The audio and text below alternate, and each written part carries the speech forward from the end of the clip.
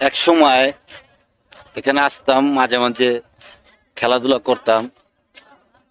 এখন ব্যাট যদি হাতে নেই, বল কয় তুই হাতে ধরিস না, কারণ তোর তো কাজ আছে। আবার বল যদি হাতে নেই, তখন ব্যাট কয় তুই ব্যাট হাতে নিস না, তোর কাজ আছে। ব্যাট ধরলে ব্যাটে বলে কথা কয়, বল ধরলে ব্যাটে কথা কয়। কারণ বয়স তো হইতাছে, বয়সের কারণে সাংসারিক ঝামেলা বাড়ে।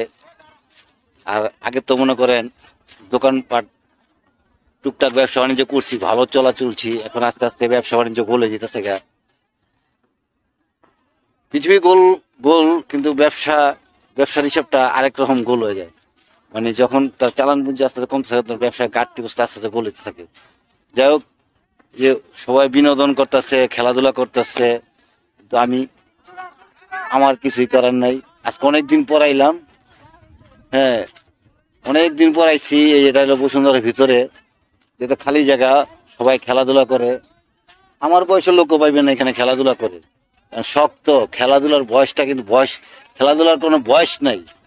যেহেতু বয়স নাই, সেই ক্ষেত্রে সবাই খেলে। এই রাস্তার ভিতরে খেলতেছে যতটুকু ফাঁকা পায়। আর এইটাও যদি ভরে থাকে, এক সময় খেলার জায়গাটা হারা লাগব। কারণ ঢাকা শহরে খেলার মাঠ মানে নাই কইলেই চলে। যতটুকু আছে ততটুকু খেলতে পারতেছে। এক সময় বাসতলা মাঠে খেলছি, আর এই বসুন্ধরা, তারপর ইউনাইটেড যে ভার্সিটিটার এই পাশে যাওয়া অনেক সময় ফাঁকা জায়গা ছিল, খেলছি। আরো বহু জায়গা ছিল, ঢাকা শহরে তো অনেক জায়গা ছিল। যেমন আমি এক সময় কেরানীগঞ্জ যখন ছিলাম, তখন কেরানীগঞ্জে অনেকটি মাঠে খেলাধুলা করছি, অনেক মাঠে খেলাধুলা করছি। খেলার নেশাটা আমার ছোটবেলার থেকেই। হ্যাঁ, তো খেলার নেশাটা যত কিছু হইতো, আমি খেলতে ঠিকই পড়তাম। কারণ খেলাটা এমন একটা জিনিস, মানে মনের একটা খোরাক, মনের তৃপ্তি। আর খেলাধুলা যারা করে, এরা কখনো খারাপ কাজে লিপ্ত হয় না। হ্যাঁ, এই এই একটা জিনিস কথাটা বললাম, এটা সরকারের যদি উদ্যোগ নেয়, প্রতিটা এলাকা মহল্লায় যদি খেলার মাঠ দেয়, তে আপনার ঘরের 6 সন্তান খারাপ কোনো নেশায়, খারাপ কোনো আড্ডায় যাবে না। হ্যাঁ, কিছু সংখ্যার মানুষ যাইতে পারে, সবাই একরকম হয় না। তো মাঠ হচ্ছে পরিবেশের একটা অংশ। মাঠ যখন থাকবো, তখন পোলাপান খেলাধুলা করব, পোলাপানের বিকাশ ঘটবে এবং মন মানসিকতা ভালো থাকবে। দিন শেষে তারা একটা মানে আনন্দ থাকে, খুব আনন্দ থাকে।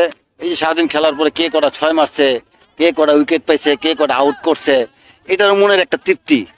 হ্যাঁ, যেহেতু এটা যারা যারা খেলাধুলা করছেন তারা তো জানেন, মানে মনের কি শান্তি যে আমি এমন একটা বল করছি, এই বলের কারণে ওই আউট হয়ে গেছে, ঠিক আছে, আসলে বলটা হয়ে গেছে গা। হ্যাঁ, আমি এমন একটা থ্রো করছি, হ্যাঁ, স্টেমে লেগে গেছে গা, যে আমি থ্রোটা করছি কি বাবু, দেখছ আউট করে লাইছি, মানে খুশি আলাদা, আনন্দই আলাদা। হ্যাঁ, যে দেখছেন সবাই কিন্তু খেলাধুলা নিয়ে ব্যস্ত। আরো সামনে গেলে, আরো সামনে মনে করেন প্রচুর মানুষ, প্রচুর মানুষ। ওই যে গাছগুলো দেখতেছেন, হ্যাঁ, এই গাছগুলো আমার ক্যামেরার লেগেশন ভালো না, তারপর আমার সামনে ক্যামেরাতে ভিডিও করতে হইতেছে। হ্যাঁ, প্রচুর মানুষ। শুক্রবার নাই, শনিবার নাই, আগে প্রতিদিন খেলতাম। আর এক সময় তো মনে করেন আপনার যে নতুন বাজার যে 100 ফিট রোডটা গরুর হাট হইতো না, এই মাঠটা আমাদের প্রতিদিনকার একটা মাঠ ছিল। প্রতিদিনকার মাঠ বলতে আমরা প্রতিদিন বিকালবেলা আমরা খেলতাম। এখানে আমরা প্রায় 30-40টা পোলাপান একখান হইতাম, খেলাধুলা করতাম। আমার চেয়ে বয়স অনেক ছোট ছোট পোলাপান ছিল, তবু মনে করেন ফ্রি ছিলাম। ফ্রি বলতে অনেক মানে কাছের। হ্যাঁ, এখন সব পোলাপান বিয়া শাদী করছে।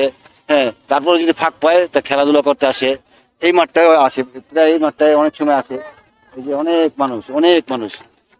মানুষ খেলাধুলা করতেছে, প্রচুর মানুষ, প্রচুর মানুষ। শুক্রবার দিন এমনিও বন্ধের দিন, সবাই খেলাধুলা করতে আসে।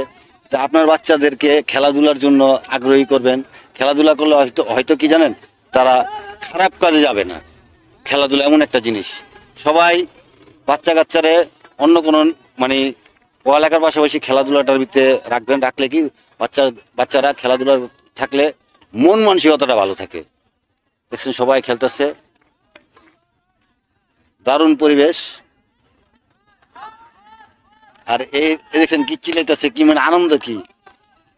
আর যদি মনে করুন 10-11 জন, তো সবার তো বল দেওয়া যায় না। অনেক সময় অনেকে মন খারাপ করে, ঠিক আছে, আমি আউট করে লাইতাম। হ্যাঁ, ওই তো আউট করতে পারতেছে না, একবার 20 রান খেয়েছে। হ্যাঁ, আবার কইতেছে আমি দেখছো 2 রান দিয়েছি, মানে নিজের একটা গর্ব করে। কিন্তু খেলাধুলায় মন মানসিকতা ভালো রাখে। সবাইকে খেলার সুযোগ করে দিবেন। সবাই ভালো থাকবেন। আজকের মতন এখানেই বিদায় নিলাম। আর আমার ভিডিওটা ভালো লাগলে অবশ্যই লাইক, কমেন্ট, শেয়ার করে দিবেন। কারণ অনেক আশা নিয়ে ভিডিওগুলো তৈরি করি। হ্যাঁ, ক্যামেরাটা ভালো না, আপনার আর্থিক অবস্থা ভালো না, দামি একটা মোবাইলও লইতে পারতেছি না। তো দোয়া করবেন, শিগগির একটা নেওয়ার চিন্তা ভাবনা আছে। সবাই দোয়া করবেন, ভালো থাকবেন, সবাই সুস্থ থাকবেন।